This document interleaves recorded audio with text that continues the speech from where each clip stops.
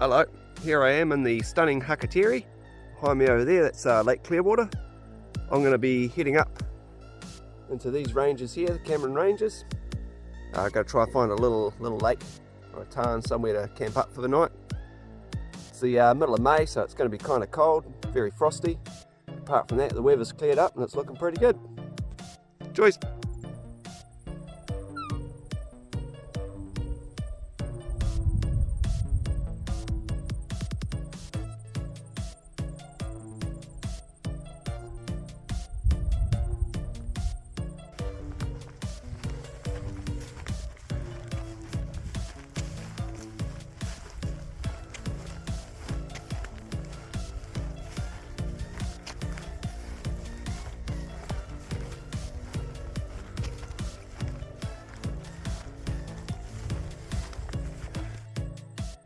Looking over there, we've got Mount Potts.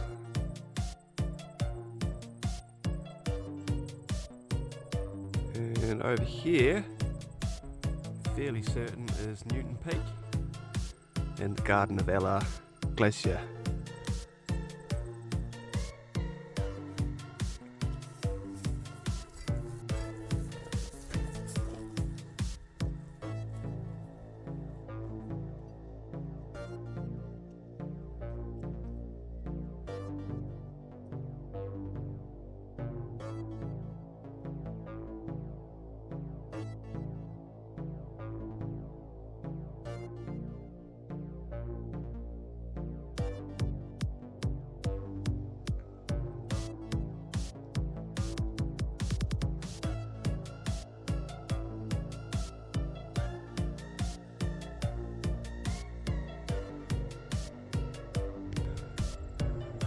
Go, just a cheeky wee look into the head of the Rangitata.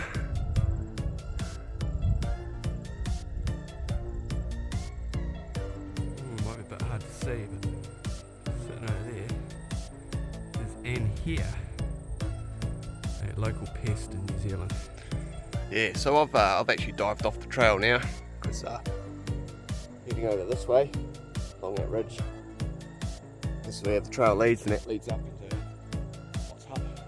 there, but I'm going that way, so I've decided to go off trail. I've taken a different ridge. There are a few swampy bits over there to be mindful of, but it's pretty smooth sailing really. So this is the kind of ground that we consider to be boggy or swampy. Obviously when it's raining and really wet, it becomes a bit of a catchment. It looks quite dry at the moment, but I don't really know until you get into it. So if you do start to get into it and it's getting too deep for you, always walk back, never try and go deeper. Now Lindsay, so just to reiterate, I've just been through the boggy bit there. It was quite boggy in the middle. You couldn't really see because obviously there's all this overgrowth. I managed to stay on top of tussocks, so it's pretty okay. And of course I was depth checking in front of me as I went. Dude.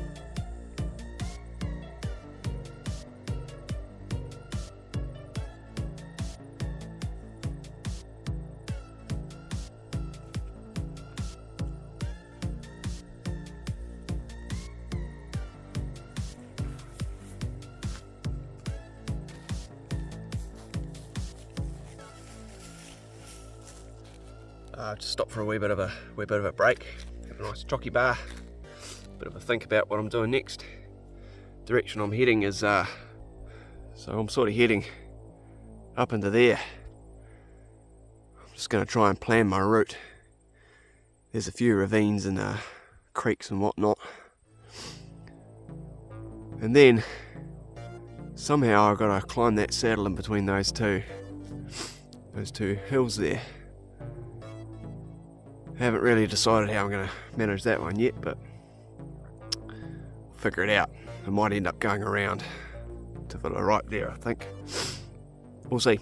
So I was charging through here, quite a considerable pace, when all of a sudden, hello! And this is why you sort of got to be careful when you're walking through these sort of swampy parts.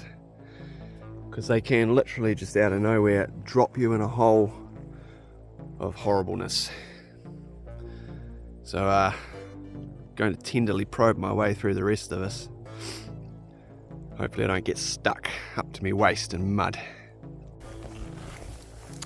So next wee challenge is to find our way across this creek.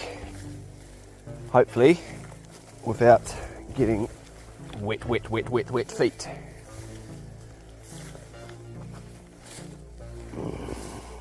Oh, it's a bit wider than I was hoping.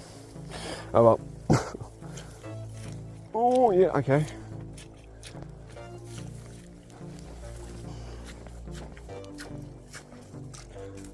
Okay, look at that. Oh,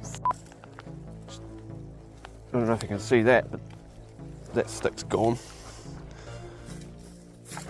Oh, no, I'm sinking in. I'm gonna head for this patch here. Oh, yep. Just again to reiterate, that's right beside where I was standing, and it's just touching bottom there. That deep. Yeah, that's up to my waist. Such a tiny creek. You wouldn't expect it to go that deep, would you?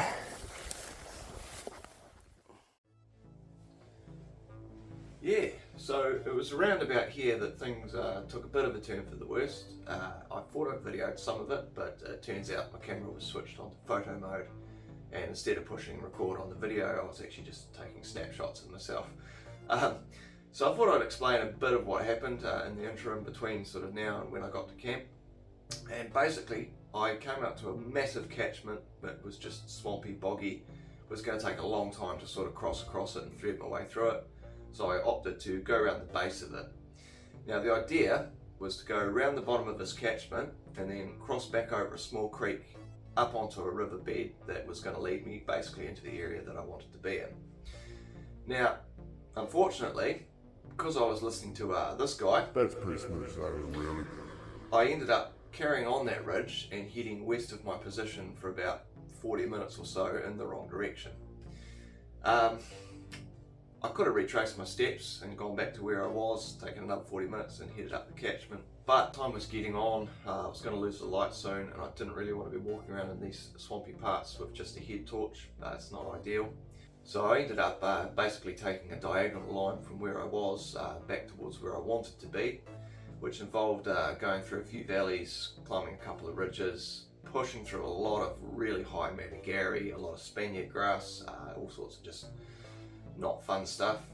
Eventually I found myself back in the position where I wanted to be, and I was able to kick up towards the ridgeline where I needed to climb over to make my way onto the trail to find the lake.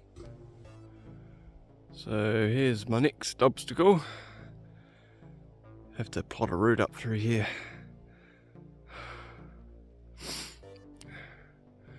It's either going to be that line or that line. Alright, here we are. This is going to be home for tonight. This is where we're going to be staying. Should be good. By the time I got to the lake where I was camping for the night, it was just on dusk, and I was rather focused on setting up the tent, getting a feed into me and getting warmed up, so I didn't really video any of that either. Just for reference, as I was setting the tent up, it's about 6 o'clock at night and there were already ice crystals forming on the top of it, so I knew I was in for a bit of a cold one. One other small issue that I ran into was I didn't bring a winter stove with me. I just brought my fire maple set up. Usually they're pretty good, but once you start getting down to sort of 0-degree temperatures, the gas cans, they don't run very well. You basically end up with a tiny little flame coming out the top. So it took me about sort of 30 minutes just to boil enough water to basically cook my dinner in. And that's not ideal when you're sort of cold and hungry. You want sort of something a bit more instant. So it is worth thinking about if you're going to go into a cold climate, bringing a cold weather stove with you, or a kerosene pump one.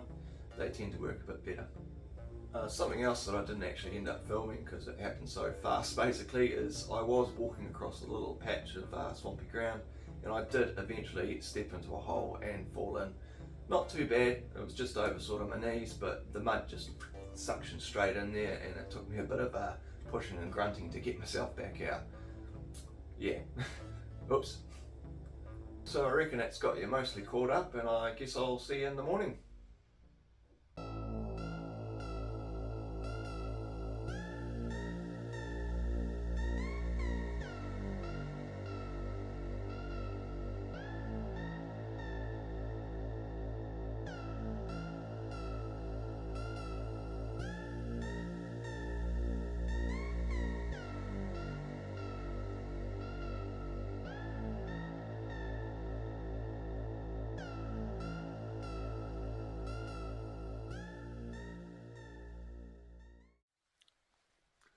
Good morning. It was very frosty last night, everything froze a bit.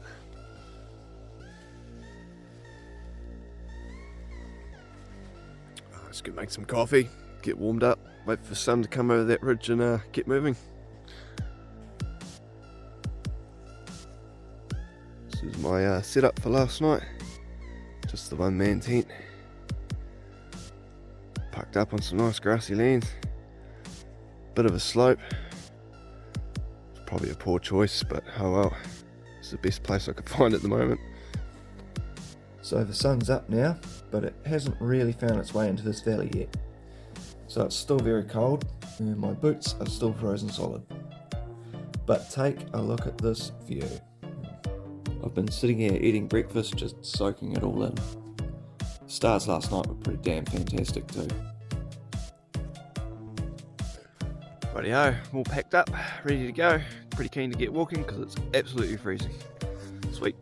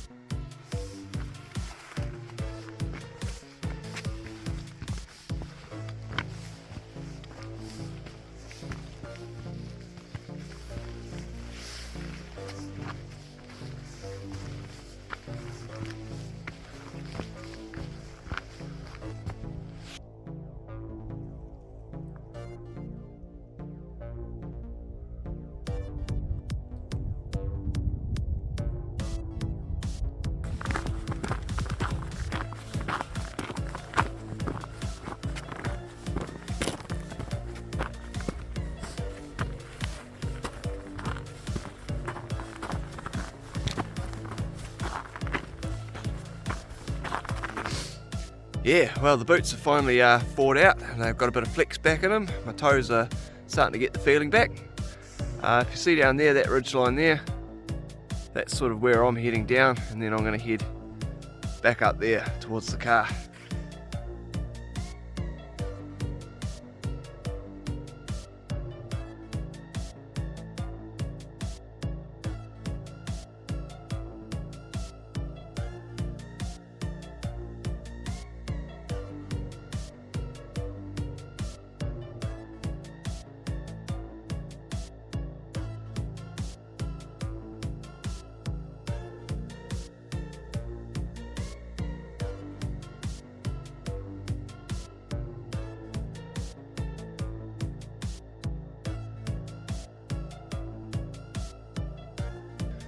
Just made it out into the sunshine here, which is pretty welcome after this morning's very cold start.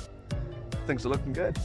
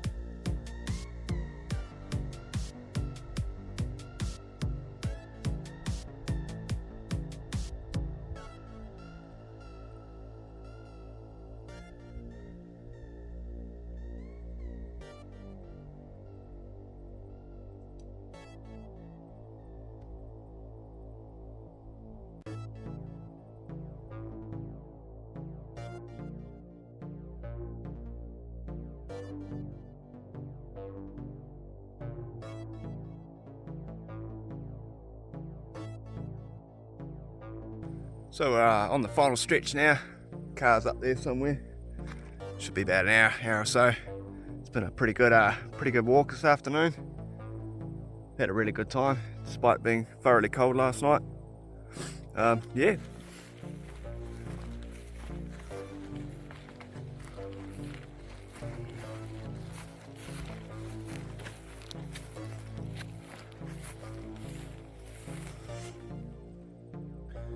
Here I am at the top of Lake Clearwater.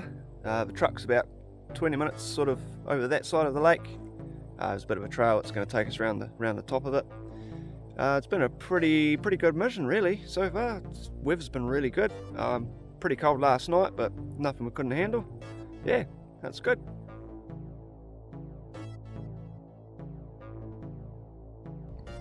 Yeah, so I ended up pushing through a whole lot of Matagari yesterday and today. And it's absolutely done me a mischief. I think this leg might be the worst. In hindsight, probably should have chucked some pants on or something. Never mind, live and learn.